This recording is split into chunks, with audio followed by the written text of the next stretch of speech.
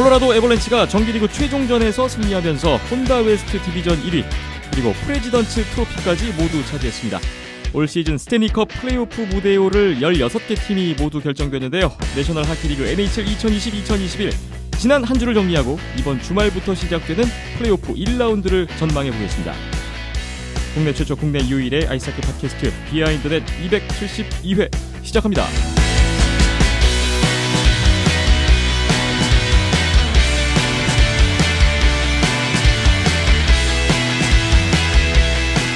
(272회) 문을 연 비하인더 넷입니다. 5월 14일 금요일 오후에 녹음을 하고 있는 272회입니다. 여러분 안녕하세요. 저는 김태범이고요. 오늘도 이현섭 기자와 박힘찬 PD 나오셨습니다. 어서 오십시오. 안녕하세요. 안녕하세요. 자, NHL 오늘 저희가 거의 정규리그 정리를 한번 해야 될 것 같고 플레이오프 1라운드 일정이 오늘 발표가 됐어요. 그래서 점점 더 뜨거운 열기의 NHL 경기들이 펼쳐질 것 같은데 오늘 댓글도 풍성하고 할 얘기가 또 많을 것 같습니다. 바쁘게 지금부터 달려보겠습니다. 유튜브 댓글 보겠습니다. 유니스폴님, NHL 하이라이트를 보다 보면 가끔씩 흑인 선수들이 눈에 들어옵니다. 수반 형제, 두클레어, 에반더 케인 등이 눈에 들어오더군요. 보통 흑인들은 하키 입문할 때 장비 비용 때문에 진입 장벽이 높다고 들었는데 궁금한 게 농구나 풋볼은 흑인들의 운동 능력이 타 인종 대비 장점이 있는데 하키는 흑인들의 진입 장벽이 높은 게 장비 비용뿐 아니라 흑인 특유의 신체적 장점이 하키에서 큰 메리트가 없어서일 것 같다는 느낌이 들더라고요. 실제로 하키 선수에게 요구되는 특화된 신체적 운동 능력은 어떤 게 있을까요? 일단 하키는 스케이팅이 기본일 건데 스피드나 쇼트트랙 스케이트 경기를 봐도 흑인 선수가 드문 걸 보면 스케이팅 능력이 흑인에게 유리한 면이 없는 것 같더라고요 하셨어요. 하키 선수에게 요구되는 신체적 운동 능력이 뭘까? 하키에서 흑인 선수들이 신체적 특성으로 가질 수 있는 이점이 있을까 하는 의문이신 것 같은데 이현숙 기자님 어떻게 보세요?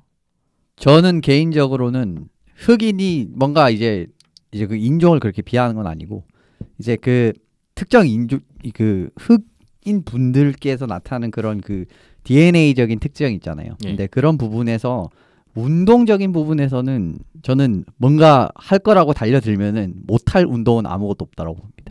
기본적으로 신체적으로 이제 그런 유리하다. 굉장히 유리할 수밖에 없죠. 아무래도 그런 뭐 골격이라든가 그리고 그 예전에 읽은 책에 의하면은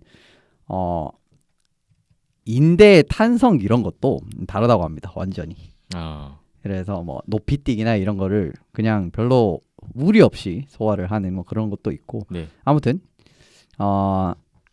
그렇기 때문에 저는 개인적으로는 그냥 그 지금 현재 환경에서 흑인이 다른 운동을 했을 때 훨씬 더 그냥 성공 가능성이 높아서 그런 것 같아요. 그러니까 북미 같은 경우를 보면은 기본적으로 풋볼, 그 다음에 농구, 그 다음에 야구 이런 순서로 내려가게 되죠. 근데 그거를 해서 성공을 하는 게 하키를 해서 성공하는 것보다 초기 진입 비용도 덜 들고요.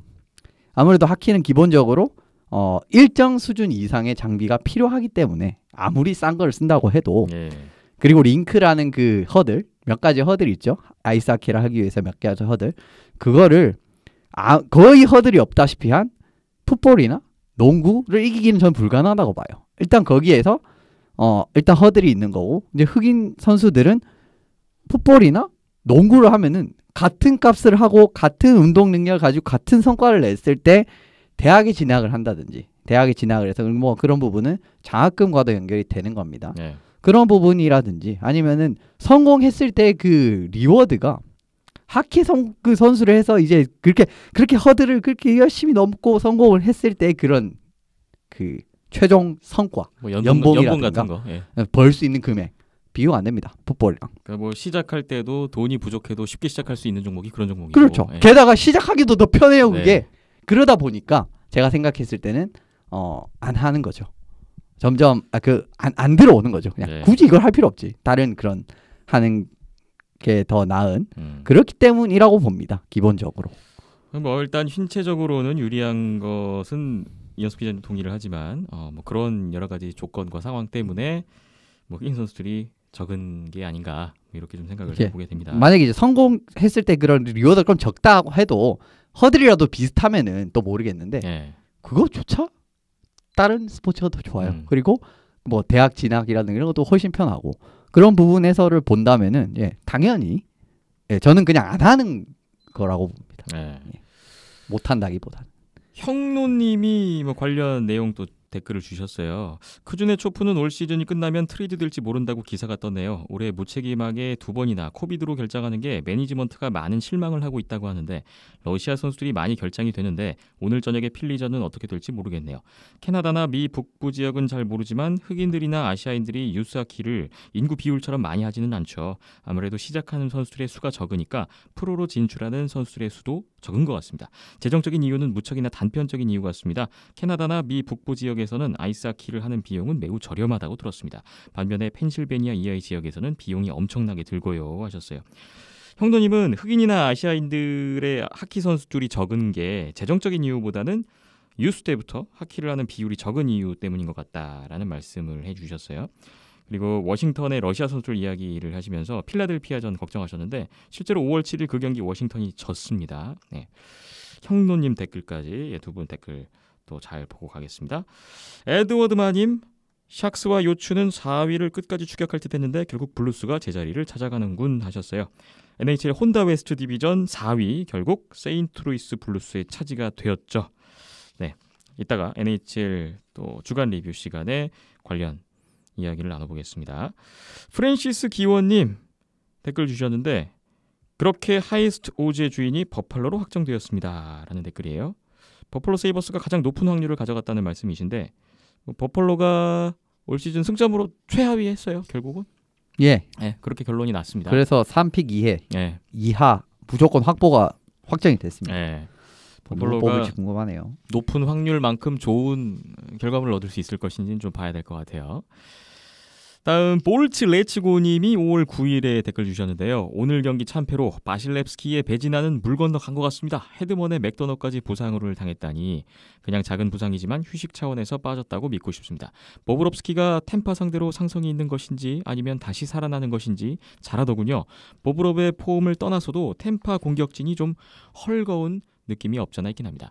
그저 쿠체로프와 스템코스가 원래 폼으로 프롭 때 돌아왔으면 합니다. 콜럼버스 감독인 토토렐라가 이번 시즌 이후로 팀을 떠난다고 합니다. 호감이고 비호감이고를 떠나서 템파의 첫 우승을 안겨준 감독이기에 잘 되었으면 좋겠네요. 코로나가 조금 가라앉더니 미세먼지와 황사가 심해졌습니다. 세 분 모두 건강하시길 바랍니다 하셨어요. 5월 8일 바실렙스키와 보블롭스키의 맞대결에서 바실렙스키 선수가 올 시즌 첫 5실점을 기록하고 템파베이 완패를 했었고요.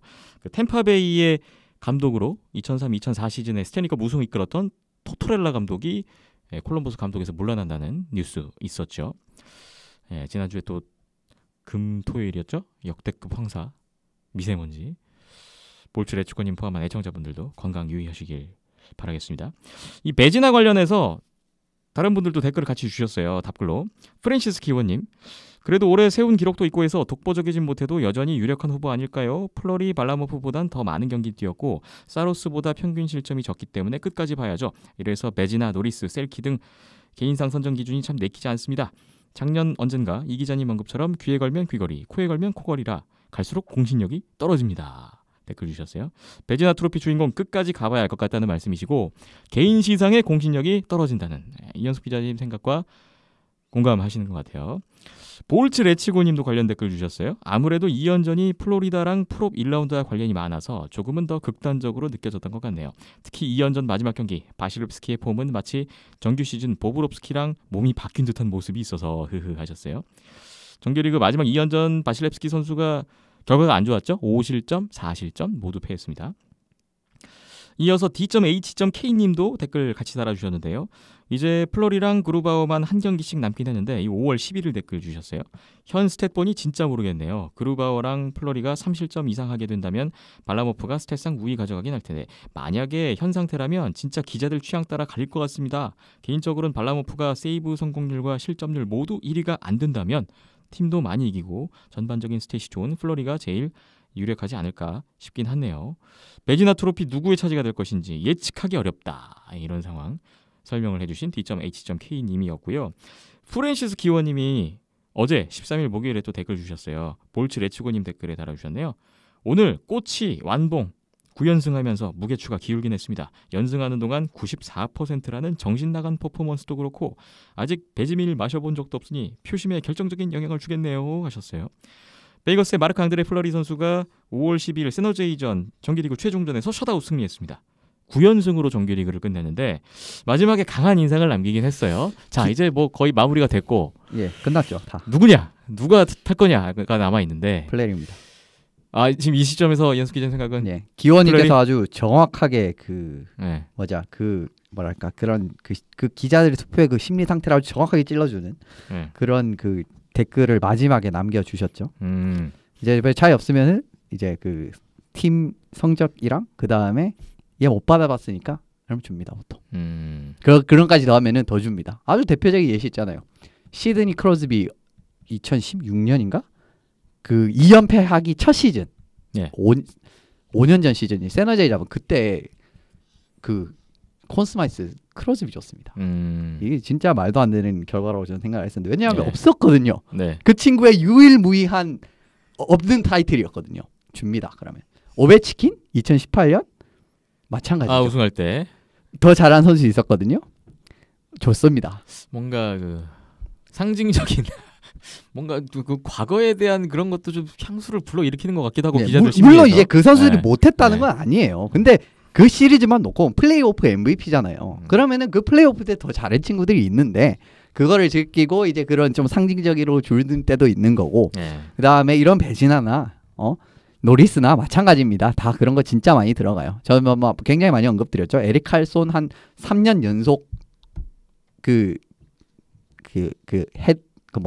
이런가 노리스 땄었어야 됐다고 예전에 다우디랑 비교하는 자체가 약간 안 못나는 거예요. 그거는 그거 세부적으로 안 못나는 겁니다. 그냥 표면적인 거 탁탁 본다는 거고 이제 그런 부분에서 어쨌든 뭐 기자단 투표기 때문에 그런 식으로 이제 선정이 돼요. 네. 사실 이제 NBA MVP 선정 같은 경우에도 굉장히 그런 경향이 크거든요. 그래서 저는 매번 말씀드리지만 이거 100% 신뢰하지 않습니다. 그 기자들의 투표는 물론 이제 그분들의 그런 취향은 존중합니다만은 네. 이 결과에는 항상 저는 뭔 생각을 하는지 잘 모르겠다라는 게 대부분이었습니다. 지난주에 그 윌리엄 제닝스 트로피 발표도 있었는데 베이거스 쪽에 갔죠. 네. 결국 플레리와 레네르 예. 선수의 합작이긴 한데 이제 그거는 네. 절대적인 그냥 수치로 딱 그냥 주는 거잖아요. 네. 그렇기 때문에 이견이 없죠. 그런 부분은. 자, 과연 기자들의 표심에 이 마지막 퍼포먼스가 영향을 줬을지 결과를 한번 기다려 보겠습니다. 플레리 100%라고 봅니다. 저는. 네. 다음 댓글 넘어가 볼게요. 볼츠 레츠고님 5월 11일 댓글입니다. 헤드먼 맥도너가 아웃된 것을 시작으로 팔라트도 부상이고 3라인과 페널티 킬링의 핵심인 구드로가 시즌 아웃을 당했다고 합니다. 풀업 직전이라 참담하긴 하네요. 헤드먼 역시 시즌 이후 수술이 예정되어 있다는 소식이 있던데 이렇게 된다면 복귀 시점은 물론 복귀한다고 해도 좋은 폼이 나올 수 있을지 의문이긴 합니다. 플로리다 2연전 완패를 당하면서 BB&T 센터에서 1라운드가 치러지게 됐습니다. 2연전만 본다면 1라운드 플로리다가 의외로 쉽게 이길 수도 있겠다는 생각도 해봅니다. 그래도 마지막 경기에서 가멜 스미스, 마티유 조셉, 월코스로 이뤄진 라인이 나오면서 꽤나 역사적인 라인이 탄생하기는 했습니다. 개인적으로 이번 시즌 조셉 선수가 참 많이 발전한 것 같아 좋기는 합니다 하셨네요. 템파베이 팬이신데 템파베이 플로리다 2연전 다 끝나고 직후에 주신 댓글이에요. 두 경기 다 템파베이가 지고 3위로 정규리그가 끝나게 됐는데 부상자들도 좀 많아졌고요. 그래도 뭐 플레이오프에서 스탬코스하고 쿠체로 복귀한다고 하네요. 이날 그 다니엘 월코스 선수가 NHL 데뷔전 치르면서 조셉 스미스와 함께 흑인 선수 3명이 함께 라인을 이루었던 템파베이였습니다. 네, 조셉 선수 성장에 만족해 하신다는 그런 코멘트도 달아주셨네요. 볼츠 레츠고님 댓글 감사합니다. 김경찬님 5월 11일 댓글입니다. 부상 플러스 셀러리캡 문제로 가장 중요한 경기에서 스케이터 15명으로 경기 치르다가 역전패한 베이거스네요. 유유. 주전급 골리 2명 지켰기에 이 정도 성적 낸 거지만 결정적인 순간에 셀러리캡 문제로 스노우볼이 구를 줄은 몰랐네요. 상대 전적 좋은 세인트루이스가 아닌 고전했던 미네소타 만나기에 걱정은 되지만 그래도 스케이터 15명으로 이 정도 경기력이면 지긴 했어도 만족스럽습니다. 라는 댓글입니다. 5월 10일 베이거스 대 콜로라도전 정말 중요한 경기 있었는데 베이거스가 1대2로 역전패했어요. 이날 공격수 10명, 수비수 5명 이렇게 스케이터 15명으로 경기를 치렀죠. 베이거스가 이 경기 지는 바람에 자력 1위가 불가능해졌고 뭐 결과적으로 2위를 하게 됐는데 그래도 뭐 어려운 상황 속에서 이 정도면 만족한다라는 베이거스 경기 감상평 주신 김경찬 님이었습니다. 플레이오프 조금 베이거스 팬분들은 걱정하실 수도 있는데 그냥 그거 진 거 그렇게 나쁘지 않다고 봅니다. 그건 뒤에 말씀드릴게요. 이따가 네. 한번 들어볼게요. 플레이오프 프리뷰 오늘 준비되어 있습니다.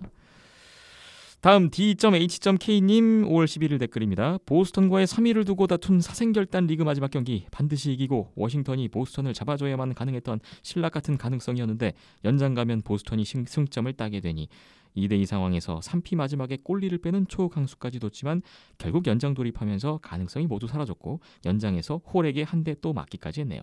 3년 연속 플레이오프라지만 1라운드 피까지 팔아가면서 얻은 결과가 막차 탑승이라는 건 썩 내키지가 않습니다. 팔미어리랑 제이잭은 다른 팀 영입 선수인 제프 카터, 테일러 홀 볼 때마다 비교되면서 속이 쓰리는 것도 사실이고요. 오타와에서 온 코번도 사실상 뎁스 자원이고 경기 나오더라도 0. 뭐 저번 시즌 리그 중단 직전 합류에 한 골밖에 못 넣었지만 버블에서 대활약한 파조처럼 다들 반등이라도 했으면 좋겠습니다. 1라운드하고 집에 가려고 반년 렌탈하려는 한 건 아닐 테니까요. 그리고 다시 만난 피츠버그네요. 상대 전적 열세의 상승세와 하락세라서 홈아이스 못 먹은 이상 상당히 불리한 입장이긴 하지만 2019년 1라운드 4대0에 기여했던 선수들 중 대부분이 아직도 주축인 상황이기에 그때 좋은 기억을 살려 좋은 결과 얻길 바라봅니다. 말 그대로 창과 방패의 대결이네요 하셨어요. 뉴욕 아일랜더스가 정규리그 최종전 보스턴전에서 연장패했어요. 4위로 정규리그를 마쳤는데 그에 대한 아쉬움을 표현해 주셨고요. 플레이오프 1라운드에서 피츠버그를 상대하게 된 아일랜더스인데 어려운 상황이지만 2019년 1라운드를 재현해내달라 그런 귀여운 마음을 표현해 주셨네요. 자, 이제 뭐 플레이오프를 앞두고 각 팀의 팬분들의 심정도 댓글에 계속 묻어나고 있어요. 이따가 플레이오프 1라운드 프리뷰 한번 들어보시고 어떤 생각들을 하게 되실지 또 궁금해지네요. 잠시만 또 기다려주시고 기대해 주시기 바랍니다. 다음 5월 14일 조금 전에 올라온 댓글 정곤 킴님 댓글 보겠습니다. 혼다 웨스트 디비전은 마지막 경기에서 1번 시드가 결정됐네요. 가끔 라스베가스와 미네소타 경기를 보면 라스베가스가 힘든 경기를 하던데요. 이번 플레이오프에서는 어떻게 전개될지 궁금하네요 하셨어요. 방금 전 끝난 혼다 웨스트 디비전 경기 콜로라도의 정규리그 최종전 통해서 1, 2위가 결정됐죠. 혼다 웨스트 디비전. 자, 베이거스 대 미네소타. 좀 걱정하시는 것 같아요. 역시 베이거스 팬 입장에서. 실제 올 시즌 상대 전적도 미네소타가 조금 우세한 걸로 알고 있는데 이따가 한번 이현섭 기자님의 의견을 한번 들어보겠고요. 유튜브 댓글은 모두 다 살펴봤습니다. 팟빵의 폴 피핀과 실버버그님이 5월 13일 목요일 어제 또 오랜만에 댓글 주셨네요. 이번 주도 변함없이 잘 들었습니다. 요즘 바빠서 글 많이 못 남겼는데 매주 잘 들었습니다. 올 시즌 응원했던 댈러스, 필라델피아, 뉴저지는 모두 프로배 못 가고 유유. 위니펙만 3위로 진출하네요. 특히 댈러스를 가장 많이 밀었는데 너무 아쉽습니다.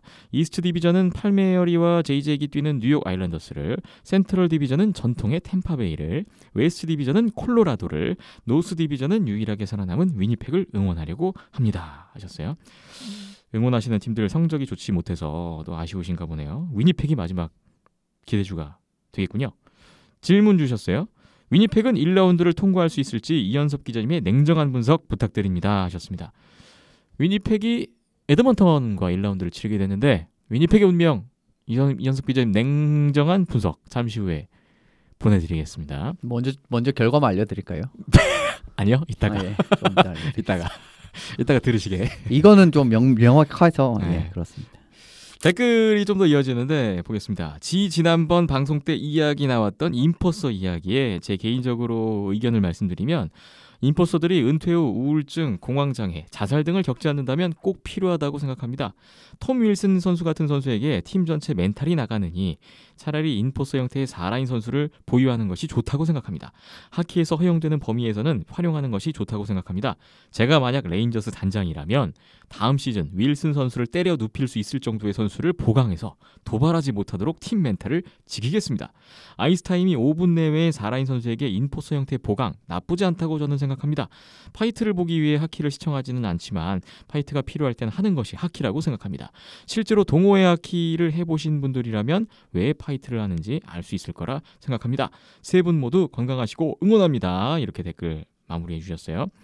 인포서 관련해서 의견을 주셨어요. 지난번에 한번 저희가 인포서 관련 댓글 소개하면서 이야기 나눈 바가 있는데 일단 인포서들이 은퇴 후에 신체적인 후유증이 없다면 이라는 전제 조건 달아주신 상황에서 팀 전체 멘탈을 지키기 위해서 상대 거친 선수 대응해서 그 대응책으로 인포서가 필요하다고 생각하신다는 그런 의견을 주셨습니다. 그게 불가능하다는 게 문제죠.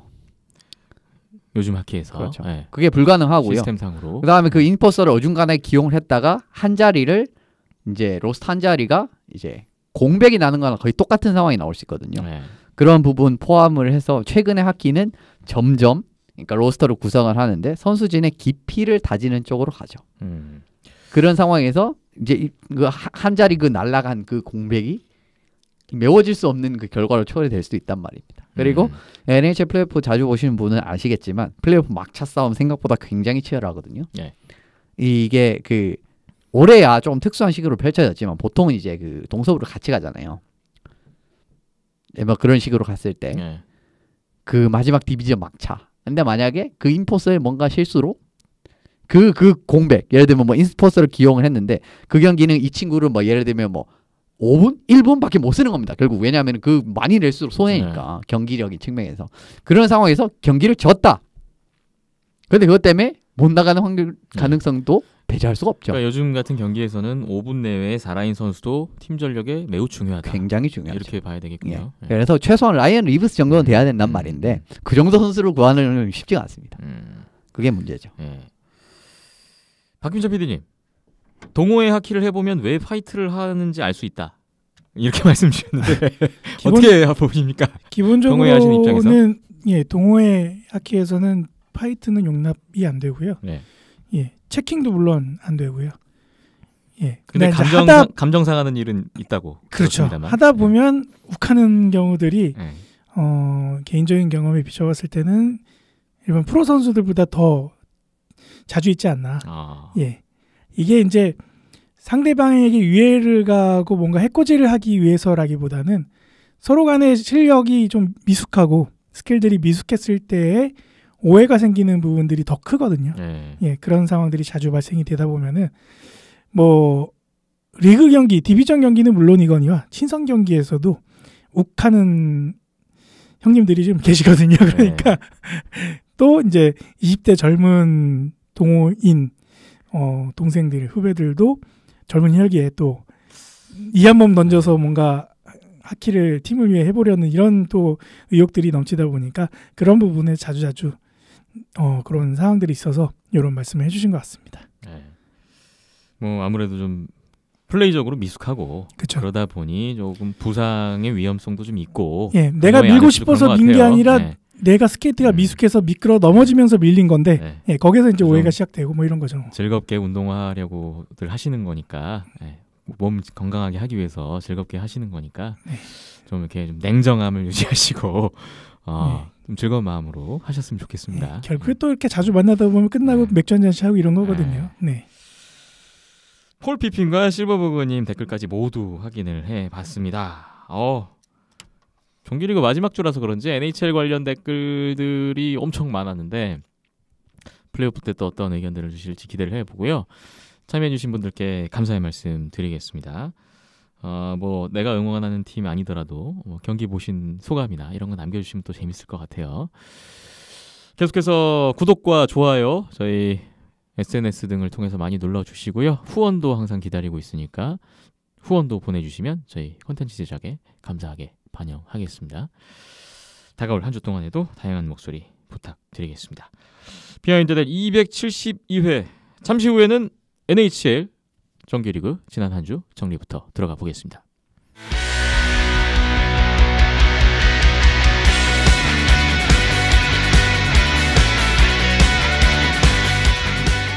내셔널 하키리그 NHL 2020-2021 시즌 정규리그 거의 끝나가고 있습니다. 사실상 순위는 거의 다 결정이 된 상태인 오늘 한국 시각 5월 14일 금요일이 되고 있는데요. 지난 한 주 또 어떻게 흘러갔는지 어떤 순위 결과가 나왔는지 간략하게 정리 먼저 하고 잠시 후에 플레이오프 1라운드 프리뷰를 진행해 볼게요.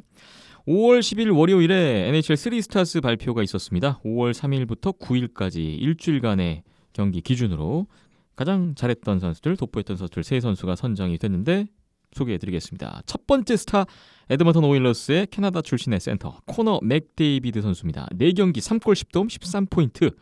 밴쿠버전 4경기였는데 4포인트, 2포인트, 3포인트, 4포인트를 했어요.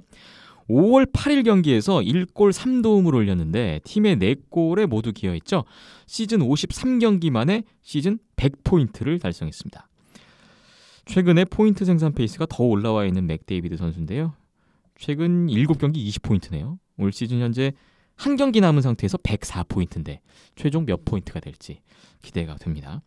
두 번째 스타로는 미네소타 와일드의 러시아 출신 레프트윙 키릴 카프리조프 선수였습니다. 4경기에 4골 4도움 8포인트를 올렸네요. 선두 베이거스와의 2연전에서 1골 1도움 그리고 2골로 팀의 1승 1OT에 좋은 역할을 해줬던 카프리조프 선수였습니다. 애너하임전 2연전에서도 연장 골든골 포함해서 1골 1도움 2도움 팀도 2경기 다 이겼죠. 4경기 모두 멀티포인트 활약이었고요. 올 시즌 칼더 트로피 레이스에서 아주 유리한 고지를 점하고 있는 카프리조프 선수 성공적인 NHL 데뷔 시즌을 보내고 있습니다. 세 번째 스타는 베이거스 골든나이츠의 캐나다 출신 골리 마르크 앙드레 플레리 선수였습니다. 2경기 2승 미네소타와 세인트루이스전 출장에서 총 46세이브 3실점 2승을 기록했고요. 93.9% 세이브 성공률에 평균 실점 1.48이었네요.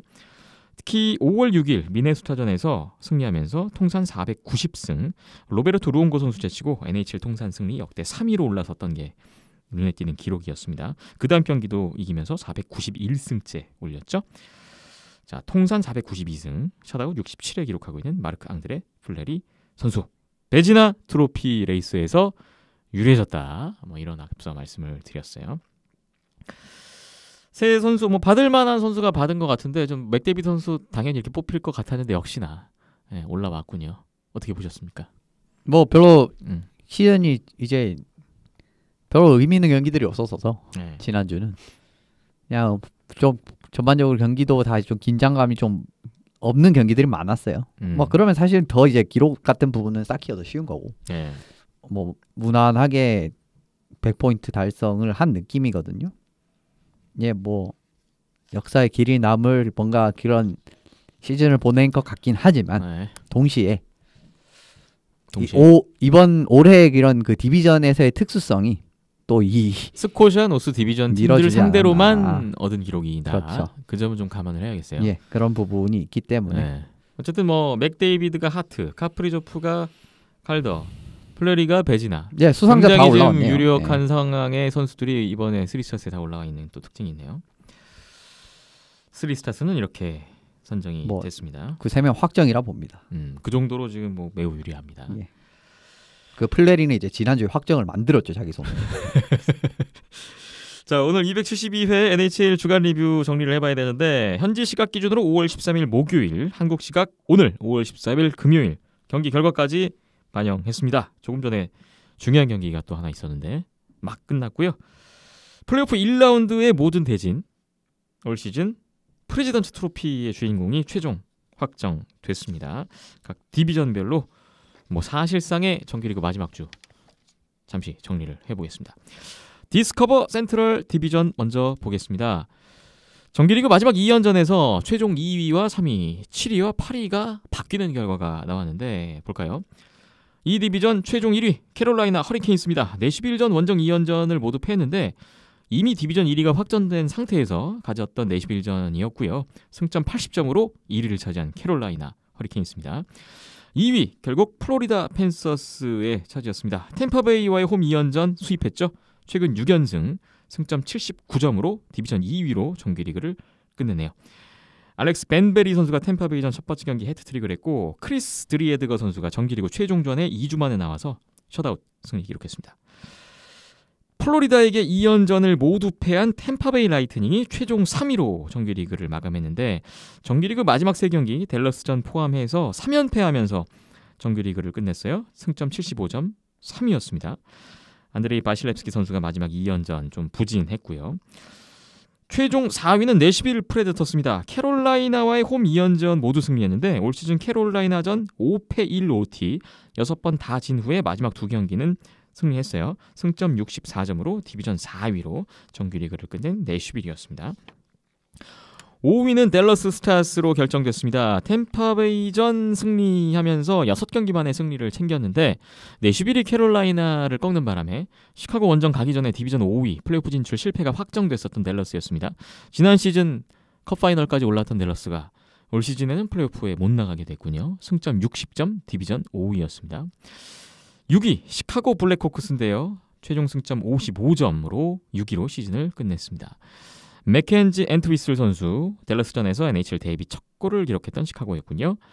7, 8위도 마지막 맞대결에서 결론이 났어요. 7위 결국 디트로이트 레드윙스였습니다. 콜럼버스와의 원정 2연전 1승 1OT를 한 결과인데 첫 번째 경기에서 0대2로 뒤지다가 역전승했던 게 좀 컸고요. 골리 칼빈 피카드 선수가 콜럼버스전 두 번째 경기 출장에서 39일 만에 출장했습니다. 최종 8위는 콜럼버스 블루체키스였습니다. 디트로이트전 홈 2연전 1승 1패로 끝난 결과인데 골리 마티스 키블레니엑스 라트비아 출신 선수인데요. 디트로이트전 첫 번째 경기 올 시즌 첫 출장했고요. 두 번째 경기까지 출장을 했었습니다. 존 토토렐라 감독이 계약 만료, 감독직에서 물러난다는 뉴스 있었고요. 디트로이트, 콜럼버스 맞대결 2연전 결과를 보니까 똑같이 두 팀이 승점 48점인데 정규 승수에서 한 개 더 많은 디트로이트가 7위, 콜럼버스가 8위로 최종 순위가 결정된 디스커버 센트럴 디비전입니다. 이 디비전 정규리그 이렇게 나왔는데 뭐 마지막 코멘트 한 말씀 해주신다면요. 댈러스는 연장에서 반만 이겼어도 플레이오프 가는 거였습니다. 네. 결국 뭐 그 차이라고 보고 결국 부상자들이 너무 많았죠. 그러면서 이제 전반적으로 전력이 안정화되는 시점이 적었어요, 굉장히. 그래서 저는 그것 때문에 못 갔다고 봅니다. 좌절됐다. 예, 네. 그 딱 이유 그 하나 때문에 그런 부분이 있고 나머지는 뭐 사실 그렇게 놀라운 결과라고 보기도 어려워요. 네. 뭐 디트로이트나 콜럼버스나 콜럼버스가 좀 의외긴 했죠. 근데 콜럼버스가 이제 굴러 떨어진 이유는 제가 이제 방송 중에 여러 번 언급을 드렸기 때문에 재차 언급을 드리지 않겠는데 결과적으로 목표 달성했습니다. 탱킹은 어떻게? 짧고 굵게라고 말씀드렸죠. 콜럼버스 성공했어요 이번에. 그렇기 때문에 저는 올해 좀 버려더라도 최하위까지 됐거든요. 결국은 네. 내려갔습니다. 최하위까지. 그래서 뭐 나쁘지 않다라고 봅니다. 디트로이트도 뭐 지금 수습이 잘 됐기 때문에 올라오긴 남았고 시카고는 케인도 무슨 지금 또 부상이 있다 이런 이야기가 나오고 있는데 테이브스 결국 올 시즌 통째로 날렸고 케인도 뭐 이런 지금 시카고가 최근에 좀 스타 선수들이 뭔가 부상이 있으면은 굉장히 그 모호하게만 알려줍니다. 상세하게 잘 안 알려줘요. 네. 스타 선수들 부상은. 그런데 막 그게 이제 결과적으로 막 은퇴를 해야 되고 이런 결과가 최근에 꽤 있었거든요. 그래서 케인까지도 설마? 라는 생각이 좀 들긴 드는데 이거는 이제 뭐 좀 뒤에 업데이트를 좀 지켜봐야 될 부분이 있고 상위 4개 팀은 뭐 결과적으로 뒤에 말씀을 드리는데 템파 같은 경우에는 이게 순위가 결국 바뀌긴 했는데 별로 이제 신경을 안 썼던 것 같아요. 그럼 힘을 뺀 팀들이 많았습니다. 결과가 안 좋게 나온 예. 그런 마지막 주 많았어요. 2연전을 플레이오프를 위해서 캐롤라이나도 그렇고 힘을 네. 아낀 팀들이 많았습니다. 네. 이번 주 굉장히 많았습니다. 그러니까 막 선수들도 그냥 뭐 AHC급으로 내버리고 뭐 그런 부분 많았는데 템파도 사실은 좀 저는 부상자들도 있고 예, 부상자들도 많았고 굳이 이제 무리 안 시키고 그전 경기 굉장히 또 거친 경기 한 경기 있었기 때문에 그다음 경기 뭐 그냥 뭐 경기를 그냥 뛰는 그냥 그런 느낌으로만 좀 진행이 됐던 것 같아요. 물론 이제 그 전 경기 결정이 됐기 때문에 이런 선택을 했을 수는 있습니다만은 뭐 전반적으로 부상자도 있고 하니까 좀 그런 선택은 했던 것 같습니다. 네. 다음 디비전 넘어가 보겠습니다. 매스뮤추얼 이스트 디비전입니다. 정규리그 마지막 주에 최종 순위 변동은 없었어요. 하나씩 보겠습니다. 결국 최종 1위 피츠버그 펭귄스입니다. 버펄로전 홈 경기 마지막 경기까지 승리했고 승점 77점 디비전 1위 확정을 지었어요. 제프 카터 선수가 버펄로전 선제 결승골 팀의 디비전 1위 확정을 이끌어줬고 골리 막심 라게이스 선수가 버펄로전 올 시즌 처음 나왔는데 29세이브 셧아웃. 베이거스 시절 이후에 3년 5개월 만에 승리이자 NHL 데뷔 첫 셧아웃을 했습니다. 트리스탄 자리하고 케이시 드스미스가 모두 약간 가벼운 부상이 있다고 하는데 플레이오프 준비에 들어갔다고 하네요. 공격수 브랜던 타네프 선수도 플레이오프에서 복귀가 될 것이라는 이야기가 있었습니다.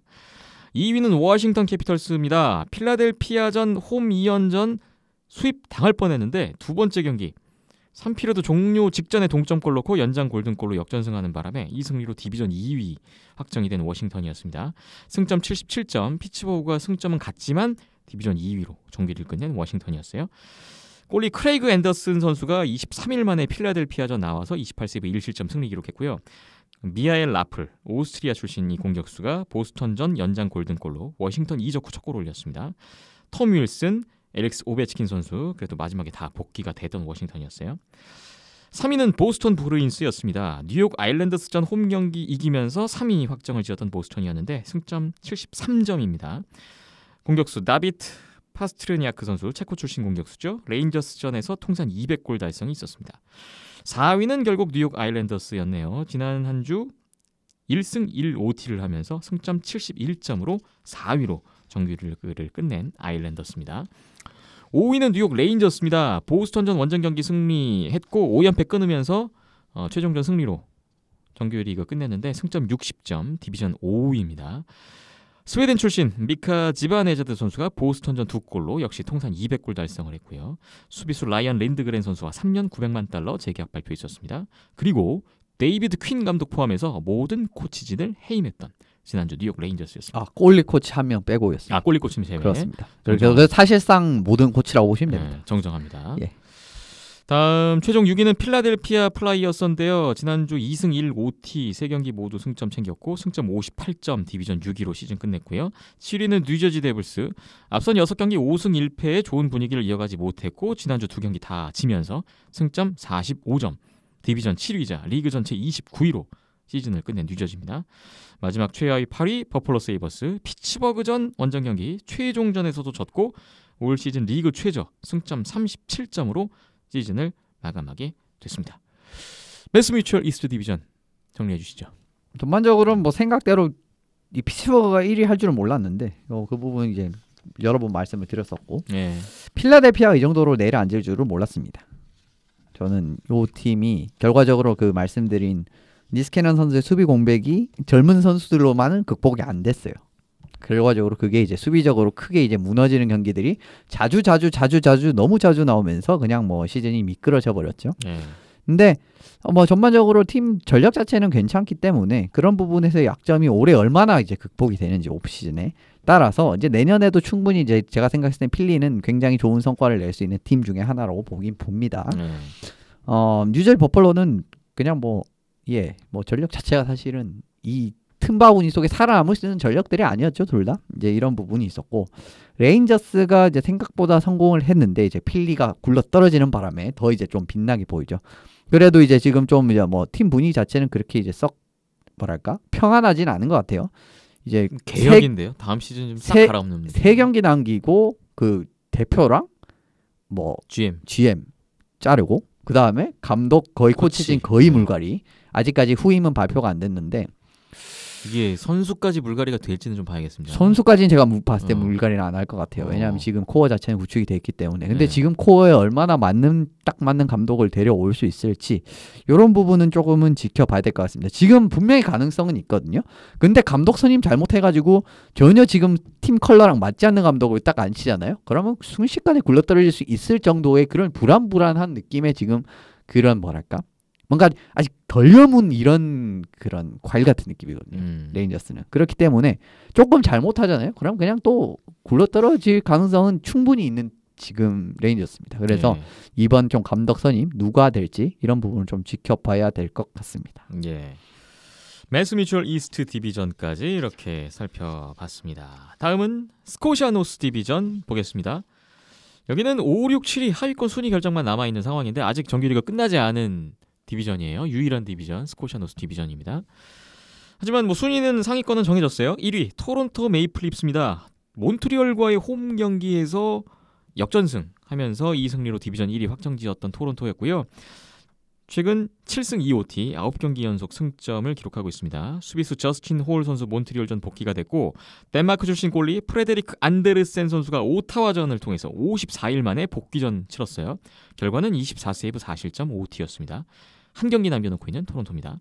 2위는 에드먼턴 오일러스입니다. 지난 한 주 3경기 모두 승리 3연승, 최근 6승 1패 좋은 분위기로 시즌 마무리를 정규리그 마무리를 준비하고 있는데 뭐 코너 맥데이비드 선수 100포인트 앞서 말씀드린 대로 있었고 레온 드라이자이틀 선수도 밴쿠버전 결승골 포함 2골로 통산 500포인트 달성이 있었던 에드먼턴이었습니다.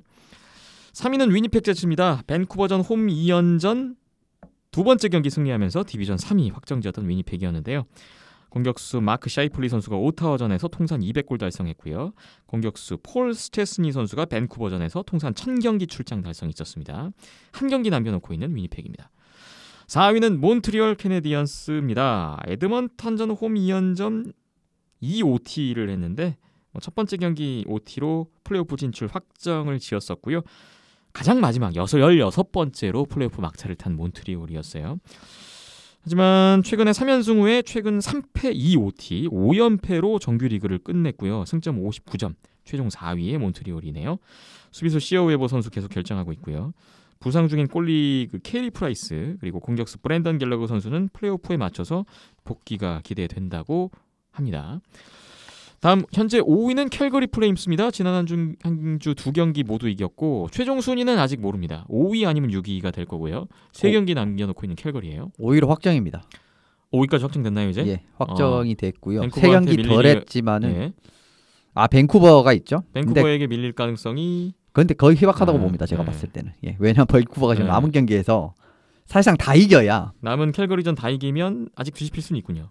예, 그죠? 다 이겨야 되거든요. 그러니까 다 이기는 것밖에 경우일 수가 없거든요. 그 다 게다가 정규 승에도 지금 6개나 밀리는 상황이기 때문에 사실상 확정이죠. 예. 5위 캘거리고요. 저는 오타와랑만 봐가지고 확정이라고 말씀을 드렸었는데 오타와보다 위인 거는 확정이 됐고요. 그렇죠. 네, 밴쿠버랑은 사실상 남아있네요. 확정이라고 제가 말씀을 드리겠습니다. 션 모너웬 선수가 남은 경기 못 나온다고 하는 캘거리입니다. 쉬면 됩니다, 그냥. 예. 별 의미 없습니다. 그리고 6위가 오타와 세너터스인데 지난주도 2승 1패 했어요. 마지막 페이스 좋았습니다. 9승 2패 1OT 12경기 좋은 분위기로 승점 51점 정규리그를 끝낸 오타와인데 최종 순위는 아직 결정되지 않았어요. 6위 아니면 7위가 될 오타와입니다. 팀 슈티출레 선수가 위니펙전에서 데뷔 첫 해트트릭을 기록했네요. 현재 7위 밴쿠버 커넉스 지난주에도 1승 3패 최근 2승 9패 좋지 않았고 최종 순위는 지금 5, 6, 7위 모두 가능한 밴쿠버인데요. 가장 많은 4경기를 남겨놓고 있는 밴쿠버 커넉스입니다. 일단 뭐 예상대로 상위권 순위는 그대로 나왔고 네, 뭐 결국 몬트리올 희망 고문하다가 안 될 것 같다고 말씀드렸잖아요. 네, 그대로 결과가 나왔고요. 4위. 작년이랑 진짜 비슷합니다. 느낌이. 작년에도 이제 전체 순위로 따지면은 굉장히 낮았는데 올해도 뭐 전체 순위가 18인데 어쨌든 플레이오프 가는 느낌이에요. 작년은 거의 똑같은 느낌이고 결과는 뭐다? 듀샬은 바뀐 거 없다라는 겁니다. 계속 증명이 되고 있죠. 그런 부분이 있고요. 근데 캘거리가 조금은 제가 생각했을 때는 조금 아까운 팀이라고 할 수가 있을 것 같은데 기대 이하의 시즌이었다. 예, 뭐 마르크 스트램이라든지 테너브라든지 괜찮은 자원들을 많이 이제 밴쿠버 쪽에서 이제 많이 데려왔는데 예, 뭐 그렇게 썩 뭐랄까 효용이 그렇게 확 많지도 않았고 중간에 감독을 바꿨는데 솔직히 여기도 이제 서터 감독이 막 그렇게 그다지 뭐 180도 팀을 전환하는 이런 느낌은 아니었어요. 네. 예, 이런 부분에서 좀 기대에 못 미치는 시즌을 이제 보냈다라고 할 수가 있을 것 같고요. 오타와는 저는 희망을 많이 보여줬다라고 생각을 합니다. 올해는 진짜 좀 희망이 있었다. 여전 계속 말씀드리지만 좀 젊은 선수들이 확실하게 자기 자리를 올해는 잡는 그런 모습이 많이 나왔거든요. 예. 그런 부분이 많이 나왔기 때문에 앞으로 좀 많이 기대되는 팀이라고 할 수 있을 것 같고요. 밴쿠버는 뭐 역시 올해 뭐 여러 가지 사건 사고도 많았지만 결과적으로 위닝 플랜이 딱 하나인 팀에 대한 위닝 플랜이 딱 하나인 팀은 일정 수준의 한계를 벗어날 수가 없습니다. 밴쿠버는 지금 이런 컬러로 가잖아요. 그럼 내년 시즌에도 그렇게 크게 내년 시즌이 정상화된다고 해도 그렇게 크게 순위 상승을 못할 거예요. 지금같이 댐코라든지 아니면은 그냥 골텐딩 한 명이 그냥 어떻게 불이 붙어가지고 미친 듯이 담아가지고 흐름 안 넘어가고 그거 어떻게 좀 기회적인 좀 어떻게 보면 찾아온 기회만을 잘 살리는 그런 스타일로는 한계가 있어요. 한계가 있습니다. 그런 한계를 저는 여실하게 보여준 시즌이라고 보고요. 그거를 분명히 어떻게 그 가지수를 이 위닝 플랜 가지수를 늘릴 수 있을지 이런 부분이라든지 그런 부분을 좀 기대를 해봐야 되는데 최근에 뭐 피어슨 계약이라든지 시작을 해가지고 그렇게 썩 그 날카로운 움직임을 밴쿠버도 못 가져가는 느낌이 많이 들거든요. 그렇기 때문에 좀 뭐 굉장히 많이 답답했던 시즌이었던 것 같습니다. 예. 참 시즌 전에 예상대로 거의 좀 나온 듯한 느낌의 그렇죠. 스코시아노스 디비전이에요. 스코시아노스 같은 경우에는 좀 몬트리올도 사실 굴러떨어지긴 했는데 뭐 전반적으로는 좀 뭐 맞게 나오지 않았나 생각이 듭니다. 그렇습니다. 마지막으로 혼다 웨스트 디비전 정리를 해보겠습니다. 오늘 방금 전 끝난 경기를 통해서 디비전 1위가 결정이 됐죠. 순위 보겠습니다. 혼다 웨스트 디비전 최종 1위 콜로라도 애벌렌치입니다.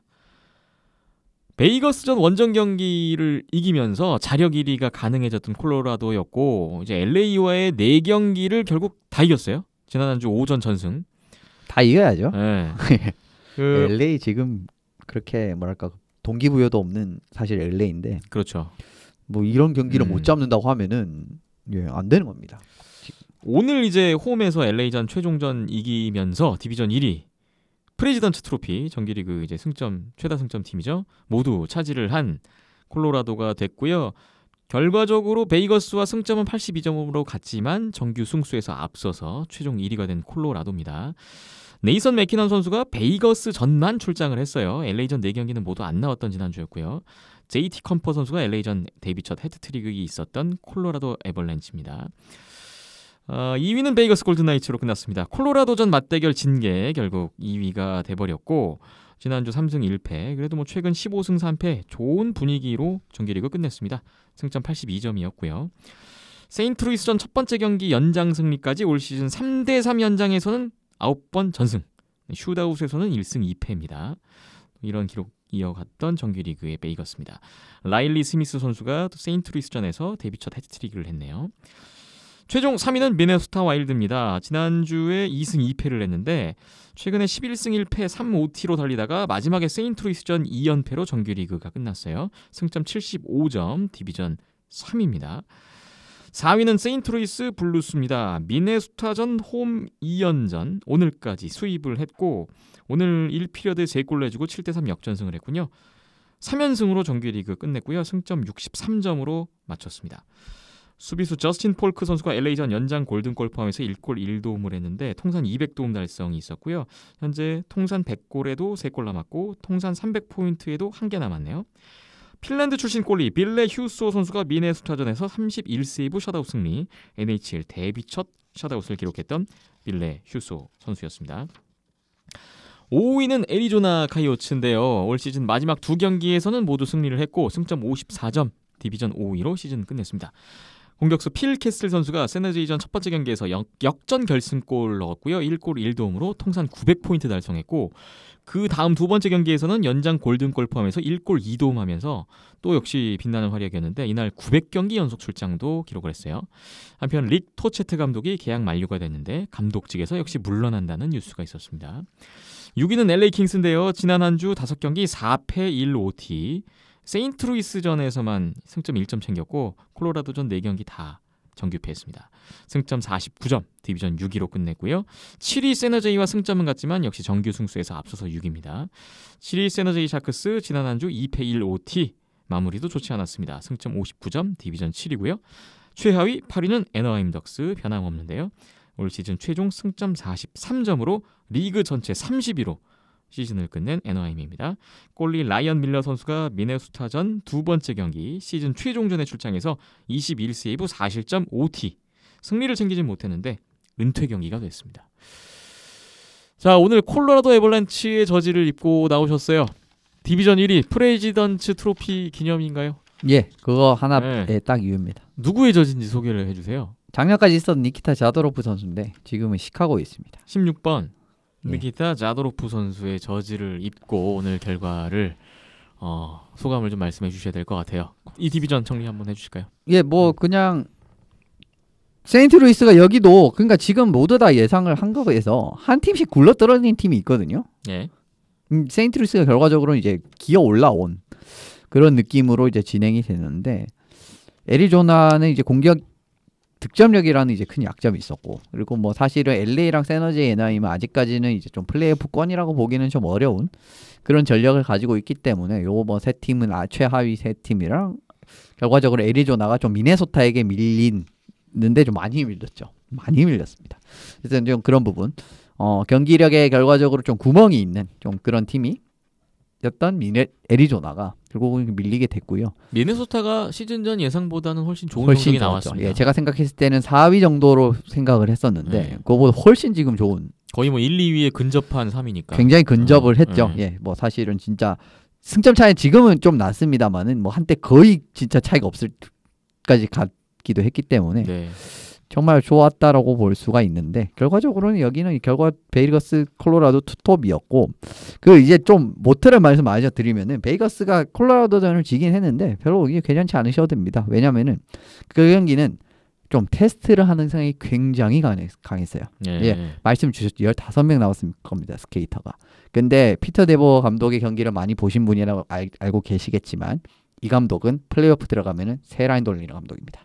테스트를 해본 거예요. 테스트를 해봤다. 네. 근데 저쪽은 맥히나 썼죠. 부상인데도. 근데 어쨌든 이 결과로 플레이오프 상대가 바뀌는 거잖아요. 그렇죠. 그 바뀌는 것까지 다음 상대를 감안을 하고 테스트를 했을까요?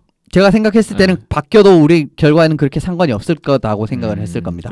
이미 일단 3위, 4위는 결정이 된 상황이었고 누구를 만나든지 별 상관이 없다라고 판단했기 때문에 그럴 가능성을 높고요. 저는 지금 상황에서는 콜로라도가 세인트루이스를 만나는 게 더 안 좋아 보이거든요. 최근에 그런 경기력 같은 부분을 다 감안을 해본다면.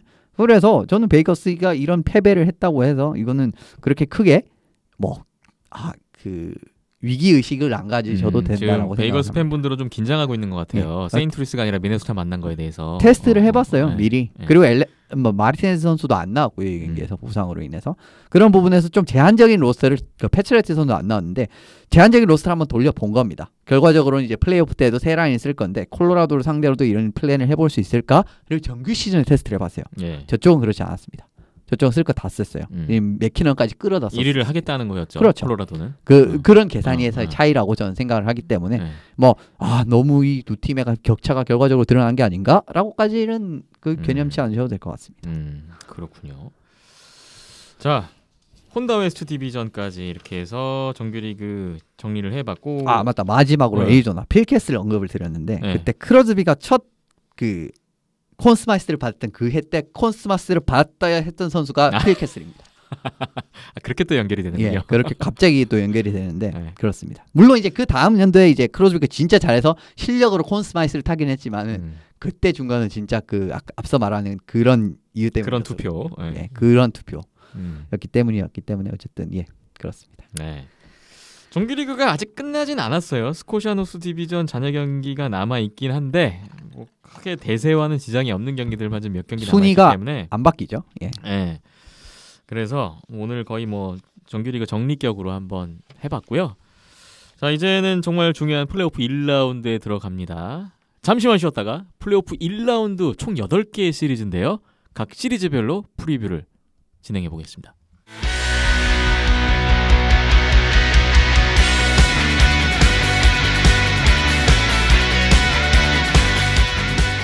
내셔널 하키리그 NHL 2020-2021 스탠리컵 플레이오프가 이번 주말부터 시작됩니다. 오늘 경기 일정 발표됐는데 현지 시각 5월 15일 토요일부터 한국 시각으로 5월 16일 일요일부터 플레이오프 1라운드가 시작됩니다.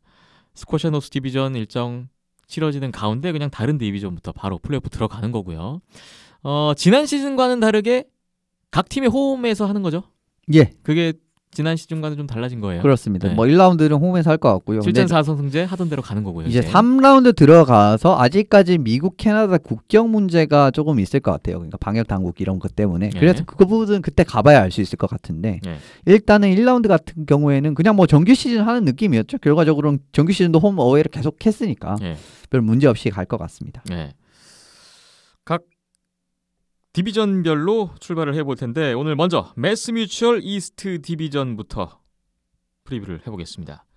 1위 피츠버그 펭귄스 대 4위 뉴욕 아일랜더스가 만나게 되는데요. 오늘 사전에 말씀드리면 각 팀별로 이번 플레이오프 1라운드의 결과에 영향을 끼칠 가장 큰 변수 한 가지씩 대표적으로 이현숙 기자님이 꼽아주실 거고 그것을 토대로 시리즈 예상 전망을 해주실 것 같아요. 매번 말씀드리지만 시리즈가 너무 많기 때문에 너무 깊이는 못 들어갑니다. 시간 문제상.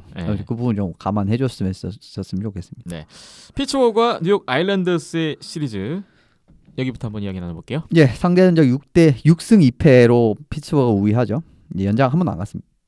연장 패가 없었습니다. 피츠버그는. 어쨌든 6승 2패 피츠버그 기준으로 상위 시드 기준으로 시리즈 우위 한 팀 기준으로 말씀을 드릴게요. 6승 2패면 뭐 꽤 많이 앞섰어요. 피츠버그가. 뭐 많이 앞섰다고 네. 보는 게 맞습니다.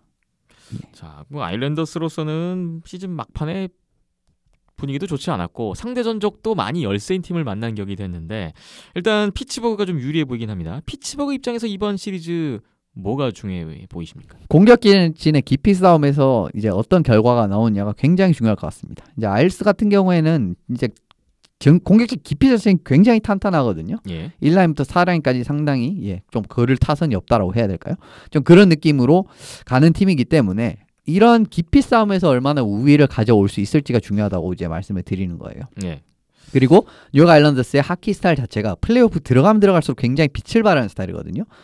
심플한 덤프 앤 체이스를 굉장히 많이 이제 그 성공적으로 포지션을 가져오는데 그 이후로부터 이제 전개되는 이런 좀 깔끔한 공격이라고 해야 될까요? 좀 날카로운 공격이라고 해야 될까? 이런 부분인데 그렇기 때문에 피츠버그의 강점이었던 상대방이 약간의 빈틈을 파고들면서 뭐랄까 그런 찌르는 이런 스타일이 포스트 시즌에 저는 100% 좀 통용되지 않을 것 같아요. 왜냐하면은 피츠버그는 상대방이 좀 실수를 느슨한 실수 같은 부분, 상대방이 지역에서 느슨한 실수 같은 부분을 좀 찌르는 스타일인데 포스트 시즌은 경기 집중이 많이 올라가기 때문에 그런 실수가 그렇게 많이 나오지 않을 겁니다. 예. 그래서 지금 부분의 강점이 통용되지 않을 거기 때문에 좀 공격진에서 좀 밀리지 않으면서 이제 성과를 내는 게 중요한데 3, 4라인 중심 자원이 그래서 이제 제가 언급을 드리는 거예요. 이번 이제 아일스 같은 경우는 좀 3라인에 포스트 시즌에서 성과를 많이 내는 게 뭐 장가브리엘 파조 선수 같은 경우에도 오타와에서도 막 한 경기에 5골 넣으면서 이제 역전승 한 게임도 있었고 예. 그런 식으로 포스트 시즌에서 이 친구들이 진짜 강한 모습을 보일 수 있는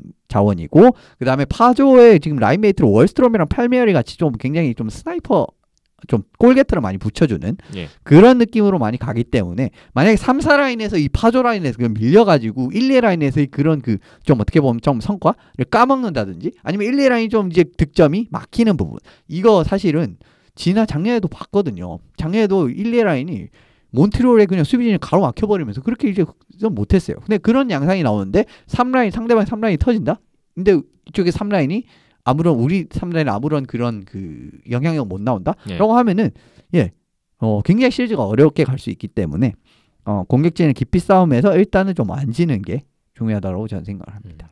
깊이 그 중에서도 3, 4라인의 역할이 중요하다라는 말씀이세요. 그렇죠. 이제 뭐 어떻게 보면 3라인에 제프 카터 선수가 내려갈 수도 있거든요. 예. 이제 이런 부분에서 차이를 어떻게 만들어낼 수 있을지 이런 부분 좀 지켜보시면 좋을 것 같습니다. 네. 아일랜더스 입장에서는 뭐가 변수가 될까요? 발라모프 경기력이 제일 이제 문제입니다. 왜냐하면은 사실 올 시즌 베지나를 타도 거의 뭐 손색이 없을 정도의 시즌은 분명하거든요. 근데 피츠버그 올 시즌 상대로 89.7% 2.86입니다. 안 좋네요. 굉장히 좋지 않죠. 6경기 나왔거든요. 근데 지금 이 정도의 성적을 나오고 말았고 사실은 수비진도 마찬가지고 골텐딩, 자리, 드스미스 둘이 합쳐서 플레이오프 경기력 별로 없어요.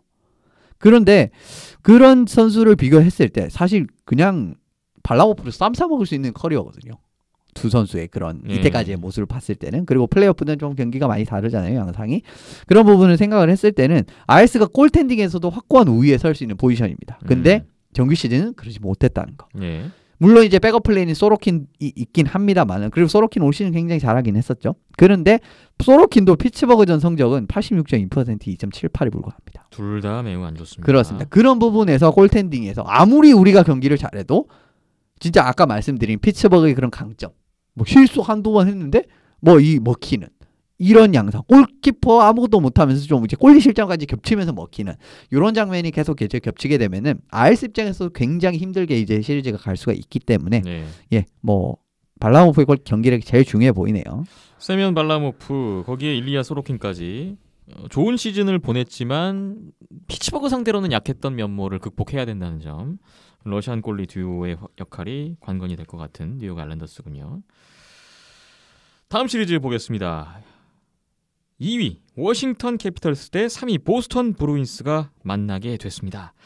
야, 이 두 팀의 시리즈 상당히 흥미로운데 정규 시즌 때도 박상막하였어요. 4승 4패죠. 4승 4패. 딱 갈라먹는 느낌이었고. 예측하기 쉽지 않을 것 같은데 일단 워싱턴 이야기부터 들어볼까요? 여기 마찬가지입니다. 골텐딩에서의 의문점이 저는 해결이 될 것인가? 라는 부분이에요. 그러니까 워싱턴 1, 2번이 삼소노프 바네체크거든요. 두 명이 굉장히 어린 골리 조합이죠. 예. 근데 그 누구도 올 시즌 컨텐더 1번 골리 그러니까 컵을 들만한 팀의 1번 골리의 모습을 보여주지 못했습니다. 올 시즌. 예. 그게 문제예요. 그래서 두 선수 모두 경기 수의 차이는 있는데 스탠라인이 거의 유사합니다. 거의 90점대 초반의 세이브 성공률이 2.6인가 평균 실점 그 정도거든요. 경기 출장 수는 바네체크 선수가 많습니다. 2배 정도 많죠. 예, 2배 정도 37경기 많은데 나왔습니다. 스탠라인은 거의 비슷하고요. 예. 셧아웃은 2개 많으니까 그럼 삼성오프가 조금 뭐 근소하게 우위라고 보면 되는데 최근 코로나 비롯해서 문제도 있었죠. 삼성오프 같은 경우에는. 그렇습니다. 그런 문제도 있었고 바네체크가 AH랑 NHL 포스트 시즌 경험이 4경기에 불과합니다. 커리어에서. 북미 진짜 ECHL에서는 좀 있었는데 북미 진짜 탑티어 프로 무대에서는 4경기밖에 안 됐습니다. 플레이오프 경기에서의 바네체크는 물음표다. 아직 모르는 거죠. 예. 그러면 삼성오프라고 잘해야 되는데 지금 삼성오프는 물론 이제 KHL에서 삼성오프는 또 경력이 있습니다만은 예. 코로나 이런 문제가 있기 때문에 컨디션이 어느 정도 올라갈지 모르는 거거든요. 그래서 골텐딩에서 의문점이 나오면은 여기도 마찬가지로 굉장히 잘해놓고 지는 게임이 뭐 드문드문 나올 가능성이 큽니다. 예. 그래서 지난주에 크레이그 앤더슨을 한번 시험해봤나? 저는 그런 생각도 한번 해보게 되는데. 근데 앤더슨이 네. 나올 가능성은 낮죠. 아무래도. 어. 진짜 어지간히 망치지 네. 않고서는 앤더슨 네. 카드를 꺼내지는 않지 않을까라는 생각이 듭니다. 예. 일단은 삼성오프와 바네체크 두 지금 어린 골리들이 어떻게 해주느냐. 워싱턴으로서는 가장 중요하다고 보셨고 보스턴 입장에서는 어떤 부분을 봐야 될까요? 2라인이 포스트 시즌에서도 안정적인 활약을 보일 것인가 이게 제일 중요하다고 봅니다. 보스턴의 2라인 홀, 크레이치, 스미스 요 3명의 선수가 지금 1라인이랑 거의 비슷한 수준으로 득점을 해내고 있거든요. 이 예. 3명이 조합된 이후에 거의 33%? 둘 다? 1라인도 거의 33%고 뭐 그 크레이트 2라인도 거의 33% 거의 유사한 수준으로 득점 기여를 해주고 있어요. 드디어 보스턴이 2라인을 찾은 겁니다. 그렇게 뭐 염원하던. 그래서 좀 이 라인을 잘해주면은 생각보다 경기가 수월하게 풀릴 가능성도 있고요. 예. 크라이치랑 홀 같은 경우에는 포스트 시즌에도 확실한 이제 그 자신의 가치를 증명한 시즌이 예전에도 있었거든요. 근데 크레이그 스미스가 문제입니다. 요 선수가 이제 내슈빌에서부터 좀 득점원으로 참 많은 역할을 했었던 이제 스케이팅도 빠르고 이제 마무리 능력도 괜찮은 이제 그런 윙어 자원이었는데 최근 2시즌 포스트 시즌 내슈빌에서의 포스트 시즌 기간 동안 10경기에서 1골입니다. 플레이오프에서는 잘 못했네요. 못했죠. 그리고 커리어 전체를 봐도 52경기에서 7골 9어시스트에 불과합니다. 정규 시즌보다 페이스가 안 낮거든요. 굉장히. 그래서 이 부분에서 조금은 미진한 상황이 나와서 스미스가 좀 부진하면은 2라인의 활약 자체도 이제 그 감소되는 이런 효과가 나올 수가 있기 때문에 예. 2라인이 중요하고요. 이제 보스턴 같은 경우는 좀 3라인에 콜이랑 더블러스크를 쓴다는 자체도 굉장히 큰 이제 그런 이점이라고 저는 보기 때문에 크레이치 홀 2라인 스미스가 좀 잘해줘서 2라인까지 좀 경기력을 올리게 된다면은 뭐 워싱턴 못 잡으리라는 법은 없다고 봅니다. 정규리그에 매우 접전을 펼쳤던 두 팀의 시리즈 어떤 결과가 날지 주목을 해보겠습니다. 다음 디비전으로 디스커버 센트럴 디비전 시리즈 살펴보겠습니다. 이 디비전 1위 캐롤라이나 허리케인스 대 4위 내시빌 프레데터스가 만나게 됐습니다. 앞서도 잠깐 말씀드렸지만 캐롤라이나가 첫 6경기를 모두 승리했었고 정규리그 때 마지막 2연전에 이 두 팀이 만나는 일정이었는데 이미 순위가 결정된 상황에서 만난 그런 시리즈에서 그렇죠. 내시빌 일단 마지막 2경기는 이겼어요. 여기는 어떻게 보시는지 궁금한데요. 결과적으로 6승 2패죠. 예. 캐롤라이나가 우위입니다. 우위입니다. 많이 우위죠. 네. 이제 뭐 마지막 2경기 졌다고 해도 좀 이제 그 미중 자체가 그렇게 크지 않았고요. 좀 음. 어쨌든 전반적으로 모든 팀이 좀 마지막 가면 갈수록 좀 전력을 온전하는 선택을 많이 했습니다. 예. 앞서 보스턴이랑 이제 워싱턴이 붙었을 때도 보스턴이 대부분의 이제 주전 선수들 다 빼면서 두 번째 경기. 두 팀 다 순위가 결정이 되어 있었으니까. 그렇죠. 그런 부분에서 좀 이제 힘을 좀 빼는 이런 네. 장면도 많이 나왔고요. 네. 캐롤라이나 같은 경우에 먼저 말씀드리면 주전 골입니다. 여기도 여기도 골리가 계속 진 중요하군요. 골리를 많이 말씀을 드리는데 좀 네. 공교롭게도 이번에 좀 이제 좀 겹치는 이런 느낌이 많았어요. 네덜코비치, 무라제크 2명입니다. 결과적으로는 이 2명이 주전 백업을 맡게 될 텐데 그 누군가가 이제 백업이 되겠죠. 이 둘 중에 예. 1라운드는 괜찮을 겁니다. 아마 별로 문제가 없을 거예요. 제가 상대가 생각했을 때는. 내시빌이니까. 예, 제가 생각했을 때는 요 시리즈도 그렇게 크게 많은 변수가 나오지 않을 거기 때문에 길게 가야 4대2라고 봅니다. 4대1 정도 생각을 네. 하지만 캐롤라이나. 근데 이거는 좀 장기적으로 봤을 때 말씀을 드릴게요. 그렇기 때문에 1라운드는 사실은 네덜코비치, 무라제크 어느 정도 부진해도 경기 잡을 겁니다. 별 크게 문제는 없을 거예요. 근데 장기적으로 네덜코비치, 무라제크 조합이 네덜코비치가 굉장히 이제 경험이 부족하고요. 예. 그 다음에 무라제크 같은 경우에는 매년 기복 문제부터 부터 시작을 해서 이 선수가 중요할 때 부상 진짜 많이 나갑니다. 플레이오프 때도 그렇고 정규 시즌에도 그렇고 이런 진짜 거의 좀 시한폭탄 같은 선수거든요. 무라지크는. 이런 부분에서 좀 불안 요소가 크기 때문에 캐롤라이나가 장기적으로 이 주전골리에 대한 이 숙제를 얼마나 해결할 수 있을지 저는 이게 굉장히 궁금하거든요. 그래서 일단은 넣어놨는데 사실은 진짜 이거 억지로 넣었을 정도로 이번 요 매치업은 저는 굉장히 이변이 나올 가능성이 희박하다고 봅니다. 뭐 그 정도로 캐롤라이나의 좀 압도적인 우세를 점치는 그런 분위기인데 내슈빌 입장에서 좀 어떻게 해야 좋은 승부를 펼칠 수 있을지도 좀 봐야 될 것 같습니다. 내슈빌 입장에서 변수는 뭐가 될 수 있을까요? 나쁜 팀은 아니거든요. 근데 공격에서 선두에 설 선수가 과연 누가 될 것인지 저는 이게 좀 궁금합니다. 올해 내슈빌 같은 경우에는 이번 시즌에 좀 그동안에 팀의 1라인 책임졌던 선수들이 있죠. 포르스베리, 아르비드손, 조앤슨 이렇게 3명 1라인 선수. 근데 올해 요 선수들 중에서 좀 잘했던 선수가 포르스베리 선수밖에 없어요. 그래서 이런 부분에서 좀 불안하고 아르비드손 선수는 또 부상으로 좀 최근 경기 결장하는 모습도 나왔고 조앤슨 선수는 올해 거의 뭐 최악의 시즌을 보내고 있거든요. 그런 부분이 있는데 상대방은 스베치니코프, 아호, 테레베이님입니다. 여기에 걸맞은 힘을 나오려면은 요 3명의 선수가 예전에 1라인을 끌고 갔을 그 팀의 1라인을 끌고 갔을 정도로 좀 전성기급의 기량이 나와야 되는데 지금 그렇지 못하다는 거거든요.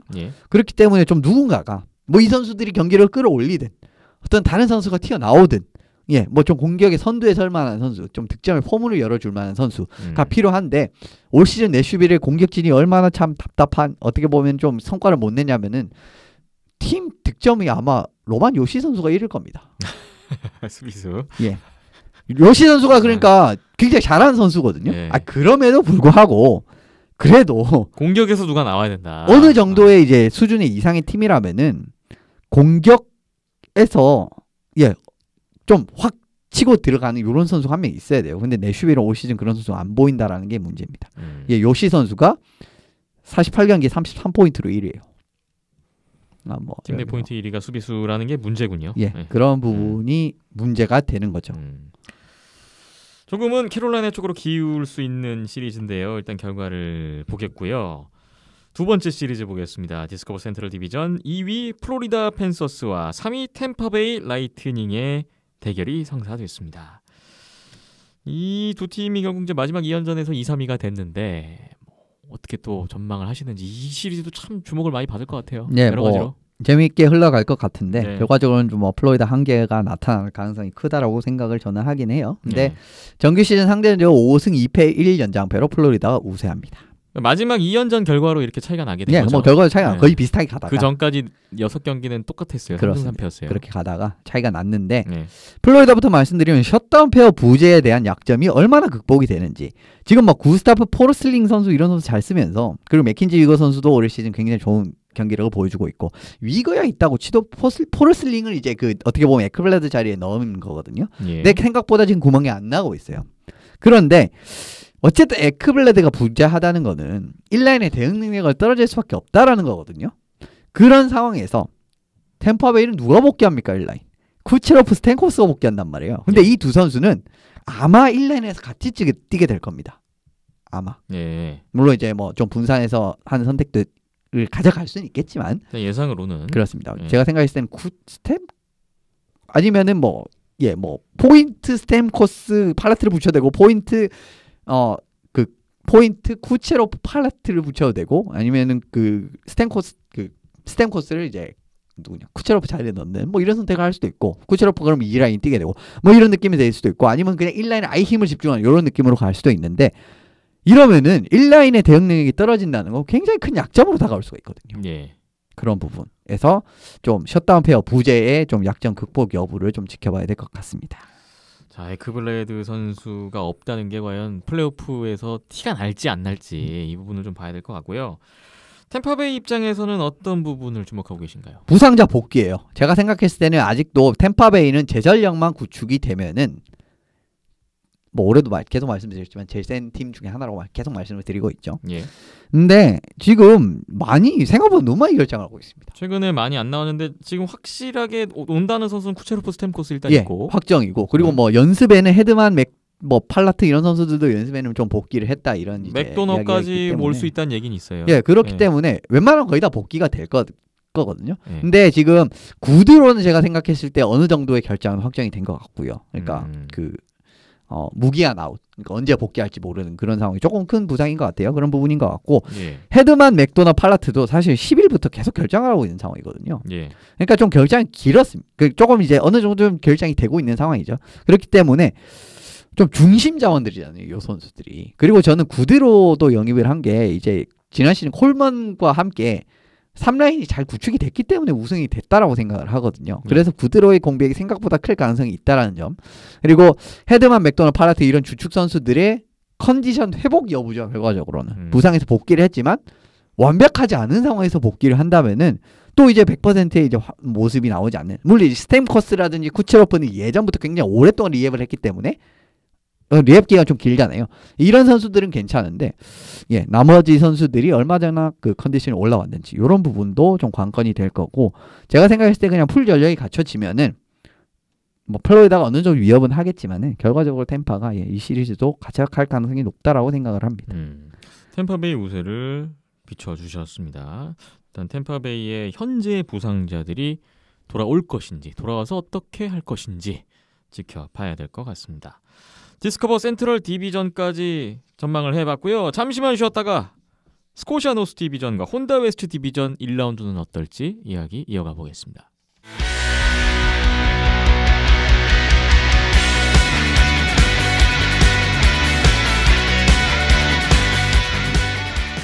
비하인드는 272회 함께하고 계시고요. 내셔널 하키리그 NHL 플레이오프 1라운드 프리뷰를 진행하고 있습니다. 이번에는 스코시아 노스 디비전 전망해 보겠습니다. 이 디비전 1위 토론토 메이플립스와 4위 몬트리올 캐네디언스의 대결이 성사됐습니다. 기본적인 전력은 좀 차이가 나는 현 상황인 것 같은데요. 굉장히 차이가 납니다. 네. 뭐 작년이랑 결국 비슷해요. 결과적으로 7승 2패 1연장패로 토론토가 압도적으로 거의 유세한 모습을 보여주고 있는데 10번이나 상대를 했던 두 팀이에요. 예, 뭐 토론토부터 들어가면 페널티 킬링이 전 관건이 될 거라고 봅니다. 전반적으로 좀 좋은 모습을 보여주는 토론토인데 사실 올해 토론토가 거의 다 괜찮습니다. 스탯 자체가. 근데 페널티 킬링이 77.21%밖에 안 돼요. 예. 이게 좀 문제라고 할 수가 있는데 전체 23입니다. 예, 그런 부분도 굉장히 낮죠, 순위가. 근데 몬트리올의 라인 대응 능력이 좋기 때문에 몬트리올 기본적으로 작년에도 그 크로즈비 마키는 묶을 수 있다는 걸 보여줬습니다. 예. 그런 부분에서 라인 대응력에 좀 경기 양상이 말리는 경기 양상이 나와서 득점이 잘 안 나오는 경기 양상이 나올 수 있거든요, 플레이오프 때. 근데 그때 페널티 킬링 겹쳐가지고 실점하고 경기 이상하게 틀어지는데 프라이스 공략 못하고 이러면은 진짜 불안불안하게 갈 수 있어요. 생각보다 쉽지 않게 갈 수가 있기 때문에 페널티 킬링을 좀 얼마나 극복을 하느냐 좀 중요할 것 같습니다. 네. 페널티 킬링 뭐 전력상으로 좀 약점이라면 꼽을 수 있는 부분인데 그 부분을 좀 봐야 될 것 같고요. 몬트리올 캐네디언스 입장에서는 이 상대 전적의 열세를 어떻게 극복을 해야 될까요? 프라이스가 일단 돌아와야 됩니다. 100%로 돌아와야 됩니다.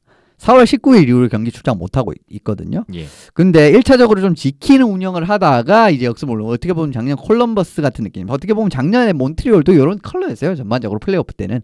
이런 이제 스타일이 얼마나 먹히는지. 이걸 근데 지키기 위해서는 일단 프라이스가 굉장히 좋은 활약을 해줘야 되고요. 프라이스가 작년에도 플레이오프 때 평균 시점 1.78에 93.6% 세이브 성공률이고 2년 연속 2년 연속이 아니죠. 그러니까 플레이오프 그 전에 좀 오래 못 나갔으니까 16, 17에도 93.3% 1.86이었습니다. 그러니까 플레이오프 때 이 선수는 경기를 끌어올릴 수가 있습니다. 예. 몸 상태만 100%라면. 그래서 프라이스가 얼마나 좋은 몸 상태로 복귀를 하는지 캐리 그건 좀 프라이스가 중요할 것 일단 같아요. 돌아올 걸로 기대는 하고 있어요. 뭐 계속해서 그런 소식들이 나오고 있고. 예, 뭐 중요한 결과적으로 100%죠. 100%. 예. 그러니까 뭐 결론적으로 제이크 앨런으로는 안 되죠. 안 됩니다. 어렵다. 4대0입니다. 제이크 앨런. 4대1? 예. 그렇게 일단은 알겠습니다. 자, 토론토 저는 좀 약간 이 기복이 언제 안정적으로 튀어나올지가 그렇죠. 좀 걱정인데 네. 1라운드에 튀어나올지 2라운드에 튀어나올지 그냥 쭉 지금 최근에 정규리그 마무리 너무 좋았거든요. 좋았죠. 분위기가. 뭐 매번 좋았죠. 정규 그 부분을 저는 개인적으로 좀 주목을 하고 있어요. 자, 다음 2위 에드먼턴 오일러스와 3위 위니펙 제츠의 대결입니다.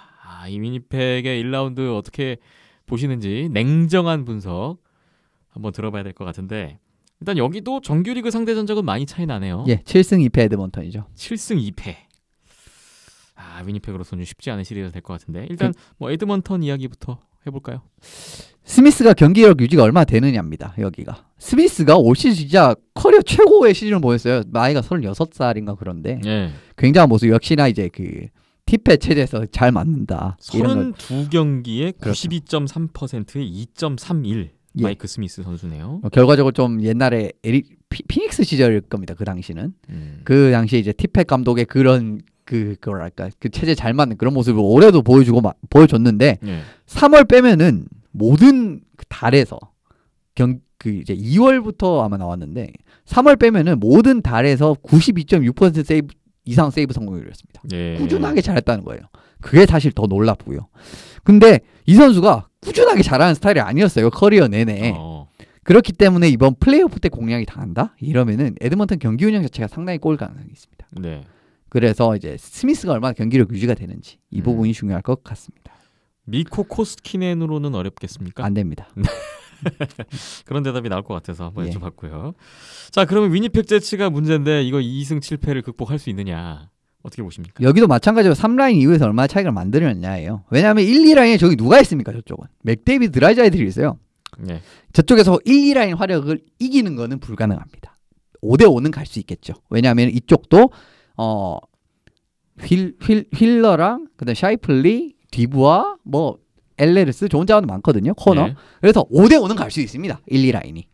근데 3라인에서 만약에 위니펙이 이제 차이를 잘 만들어낸다. 위니펙이 만약에 스테스니가 3라인으로 내려오고 그다음에 페로, 콥 이런 선수들이 있기 때문에 콥 선수가 이제 시즌 중반에 굉장히 좋은 또 모습 보여줬기 때문에 이런 선수들이 만약에 3라인에서 좀 좋은 활약을 해준다. 차이를 아예 벌려버린다. 라고 한다면은 아무래도 좀 시리즈 유지의 관건입니다. 이렇게 돼도 시리즈가 유지가 된다라는 거, 한 두 경기 더 할 수 있다라는 저는 그 정도의 이제 그거고 여기도 제가 생각했을 때 에드먼턴이 그렇게 어렵지 않게 위니펙을 잡아내지 않을까라고 생각이 들어요. 냉정하게 그렇게 예상을 해 주셨습니다. 스코차 노스 디비전 참고로 이 디비전은 플레이오프를 가장 늦게 시작합니다. 5월 19일부터 들어가니까 이제 뭐 정규리그 끝나는 것도 제일 늦고 뭐 준비 시간은 많겠네요. 늦어요. 네. 네. 그런 점을 좀 참고하셔야 될 것 같아요. 마지막으로 혼다 웨스트 디비전입니다. 이 디비전이 바로 오늘 이제 플레이오프 대진이 결정이 됐어요. 가장 마지막에 나왔기 때문에 뭐 그 부분도 그렇고 어떻게 보면 좀 다른 디비전에 비해서 이 네 팀이 뭐 전력상으로도 그렇고 상대 전적도 그렇고 많이 비슷하기도 해서 예. 기대가 되거든요. 재밌는 디비전이 될 것 같아요. 네, 저도 제일 재밌을 것 같긴 한데. 네, 일단 하나 보겠습니다. 1위 콜로라도 애벌렌치 대 4위 세인트루이스 블루스가 대결을 하게 됐습니다. 자, 이 두 팀은 일단은 정규리그 전적은 5승 3패. 콜로라도가 조금 앞섰네요. 뭐 근데 거의 차이가 연장은 없죠. 없었어요. 8번 다. 뭐 거의 차이가 없죠. 결과적으로는 마지막 두 경기에서는 세인트루이스가 또 다 이겼습니다. 이겼어요. 예, 그게 이제 그런 좀 특징은 차이가 있습니다. 있는데 네. 콜로라도부터 말씀드리면은 예. 피지컬 게임에 얼마나 대응 능력을 가지고 있을지는 저는 아직까지는 의문입니다. 그러니까 콜로라도 수비진이 대부분 좀 공격 능력이 극대화되는 선수들이 많거든요. 예. 뭐 머카라든지 그 다음에 지라르, 그 다음에 테이브스도 그렇게 이제 그 신장이 큰 선수가 아니고 신장이 그렇게 큰 선수가 별로 없어요. 그래서 좀 신체적인 조건이 그렇게 좋은 팀은 아닌데 수비진에 물론 이제 좋은 조건을 가진 선수들이 있긴 있습니다만은 좀 적다라는 겁니다. 전반적으로 이제 퍼 운반이라든지 이런 부분에 아주 공격에 이제 특화가 된 선수들 예. 이제 주로 있기 때문에 스케이팅.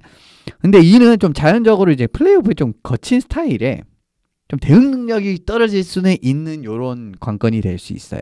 근데 문제가 뭐냐면은 블루스는 이런 신체 조건을 굉장히 잘 활용하는 팀이라는 겁니다. 이래서 문제가 되는 거예요. 지난 시즌 댈러스를 같은 상대했던 느낌이에요. 콜로라도를 네. 떠올리게 만드는 건데 오히려 더 까다로울 수 있습니다. 네. 댈러스보다. 왜냐하면 댈러스보다 공격이 더 뛰어나기 때문에 이 팀이. 그렇기 때문에 좀 끈질기게 공략을 당하는 이제 공격 지역에서 뭔가 좀 비비고 그다음에 막 네트 앞에서 막 싸움 계속 이끌어내면서 좀 어렵지 않게 상대방이 득점을 하는 요런 양상. 계속 말씀드리면 콜로라도는 좀 경기가 자기 느낌으로 갔을 때는 순풍라고 쭉 나가는데 그렇지 않은 경기에서는 굉장히 고전하는 경기 양상 많이 나왔거든요. 예. 그런 느낌으로 좀 피지컬 대응 능력이 만약에 이번에 미진하다라고 하면은 공격 지역에서 좀 수비 지역에서 많이 공략을 당하면서 굉장히 어렵게 될 가능성이 큽니다. 그래서 저는 오히려 세인트루이스 만난 게 더 안 좋은 것 같아요. 그렇게 보시는군요. 예. 이 피지컬적으로 세인트루이스가 우위에 있는데 그것에 대한 대응책이 있을 것이냐 콜로라도 입장에서 좀 봐야 될 것 같고 세인트루이스 입장에서는 어떤 부분에 주목하고 계십니까? 콜로라도 공격 진영에서 이제 그러니까 세인트루이스가 콜로라도가 공격 진영에서 활동량을 굉장히 잘 살린 팀이거든요. 그 공간을 잘 찾아 들어가고 기본적으로 퍽 캐리어들의 스케이팅이 다 좋기 때문에 네. 그냥 종횡무진 휘졌다가 그냥 자기 페이스가 말려버립니다. 다른 팀들이. 그런 경기 양상이 많이 나오고 거기에 말려버리면 그냥 뭐 3골, 4골, 5골 이렇게 먹히면서 게임 끝. 이런 장면이 콜로라도가 이제 제일 잘하는 경기 스타일이에요. 예. 근데 그런 이제 양상을 얼마나 대응 능력을 가져갈지가 결과적으로 문제가 되는데 펄 가진 선수가 이제 좀 활발하게 움직이고 공간을 지속 찾아가는 이런 움직임에 대한 대응 능력이거든요. 근데 요거를 어느 선수가 수행을 해낼지 결과적으로 좀 이제 퍽 캐리어에서 이런 스케이팅에서 5대5를 만들 수 있을 선수가 계속 달라붙어주면서 이 플랜을 망가뜨려야 되는데 이런 선수가 수비수가 될지 공격수가 될지 그게 좀 명확하지가 않습니다. 세인트루이스가 지금. 이제 미네소타나 베이거스 같은 경우에는 그게 좀 명확하게 갈 수가 있단 말이에요. 베이거스는 공격진이 이제 스케이팅이 좋은 선수들이 많고 미네소타는 수비진에서 스케이팅에 따라 붙을 수 있는 게 있기 때문에 좀 이런 부분을 대응 능력을 가질 수가 있는데 좀 세인트루이스는 사실은 이 부분이 좀 모호하단 말이에요. 네. 공격수가 뭐 오라일리 같은 선수가 이제 달라붙으면 괜찮긴 한데 오라일리가 스케이팅이 아주 그렇게 이제 5대5에서 따라 붙을 수 있을 능력을 가지고 있는 건가? 라는 생각이 들 수 있고 뭐 수비진에서 크루그가 있기는 하지만은 크루그가 그렇게 수비적인 능력이 뛰어난 선수도 아니고 그 다음에 수비진에 또 퍼레이코 같은 선수가 있는데 퍼레이코가 또 그렇게 스케이팅이 좋은 선수는 아니거든요. 이런 부분을 생각을 해보면은 좀 이런 대응을 어떤 선수로 해야 될지 이런 부분에서 좀 명확한 해답이 안 나온다면은 또 이제 세인트루이스 입장에서 또 어렵게 갈 공사는 있습니다. 상대의 장점인 활동량, 그렇죠. 스피드 이런 것들을 통제할 수 있어야 되는데 과연 누가 어느 선수 어떻게 할 건가? 그렇죠. 누군가 해줘야 되는데 이 부분이 어느 선수에게 과제가 이 역할을 되겠군요. 맡길 것인가에 대한 문제입니다. 자, 콜로라도와 세인트루이스 누가 승자가 될지 기대를 해보겠고요. 다음으로 2위 베이거스 골든 나이츠와 3위 미네소타 와일드의 대결이 성사됐습니다. 이 두 팀의 정규리그 상대 전적을 보니까 3위 팀 미네소타가 더 앞서네요. 예. 3승 4패 1연 장패죠. 최근 2연전에서도 1승 1OT로 미네소타가 앞섰고요. 그렇습니다. 예. 뭐 거의 뭐 사실은 크게 그렇게 차이가 근소한 안 우세이긴 나는데, 합니다. 그러니까 아주 근소한 우세입니다. 베이거스부터 바로 들어가면은 좀 인라인 센터의 파괴력적인 부분에서 저는 약간의 의문이 들긴 들거든요. 베이거스의 실질적인 인라인 센터는 이제 그 칼손 선수지만 일단 인라인으로 나오는 선수는 스티븐슨 선수예요. 챈들러 스티븐슨 선수입니다. 네. 이 선수가 스케이팅이 진짜 뛰어나고요. 마무리 능력이 괜찮기 때문에 좀 칼손 선수와 1, 2라인 센터를 양분하는 느낌. 거의 뭐 누가 1라인 센터 같은 느낌인데 뛰어난 기량을 가지고 있는 건 사실인데 다른 팀의 1라인 센터들을 생각을 해봅시다. 일단 콜로라도 맥키넌이죠. 세인트루이스 오라일리죠. 미네소타의 1라인 센터랑 봐도 그렇게 저는 막 우위에 있다라는 느낌이 별로 들지가 않아요. 스티븐슨이 1라인 센터에 대한 우위의 매치업을 가져갈 수 있는 선수는 아니라는 겁니다. 그러니까 1라인 센터의 무게감이 좀 떨어진다라고 봐야겠죠. 그런 부분이 나오는데 이 약점을 또 어떻게 극복을 할 것인지. 에릭소넥, 하트먼, 라스크 이거랑 이 선수들과도 그렇게 비교 우위에 있지가 않거든요. 이게 사실은 좀 문제가 되는데 과연 어느 선수가 스티븐슨이 좀 득점에서도 좀 이제 좀 확실하게 좀 모습을 보여줄지 이거 부분도 좀 지켜봐야 되지 않을까 싶습니다. 상대 팀들과의 인라인 센터 맞대결에서 밀리지 않아야 된다. 우위를 점해야 된다. 뭐 사실 부분이고요. 미네소타도 어떻게 보면 인라인 센터 파괴를 그렇게 강한 팀은 아닌데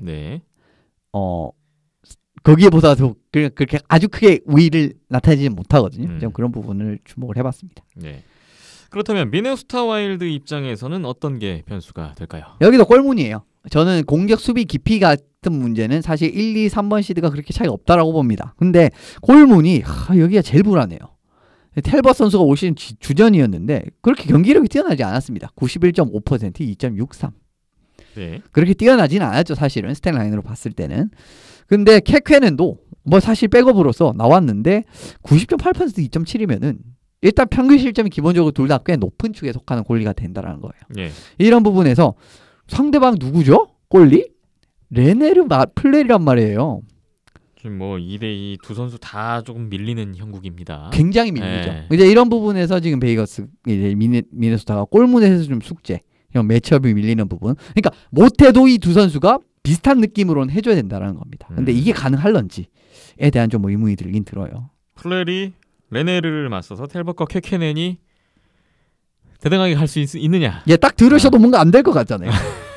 아니 뭐 포지션별로 뭐 부분별로 어디가 우위고 어디가 그렇죠. 좀 밀린다 이런 건 나올 수 있는데 좀 골리 쪽에서는 확실하게 열세인 그렇죠. 것 같고 확실하게 열세입니다. 네. 그게 문제. 다른 부분에서 물론 또 상쇄를 해야겠지만 다른 부분은 사실 어느 정도는 상쇄될 측면은 있어요. 하지만 일단 약점인 부분에서 어느 정도 버텨줘야 그렇죠. 승부가 되니까 무조건 이거 1차적으로 요거에서는 버텨야 됩니다. 밀리더라도 적게 밀려야 승부가 그렇죠. 되니까. 밀려도 한 뭐 6대4 정도로 밀려야지 8대2 뭐 이렇게 뭐 밀리면은 전력까지 감안했을 때는 사실 이게 굉장히 어렵게 되는 거죠.